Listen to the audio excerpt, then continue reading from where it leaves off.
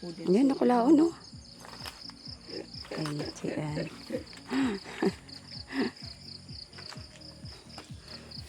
Tatlong area lang yan. Madami na. Kalain mo pa yung pansira ni Linda. Nakakita. Char. Nat, ako kaya sa nat.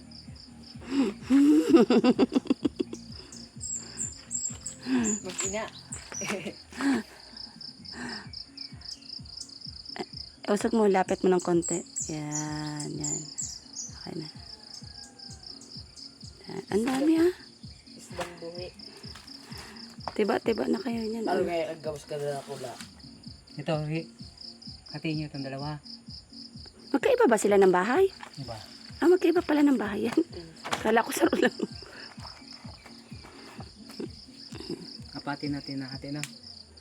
Bakit apat? Sa lambat yung isa.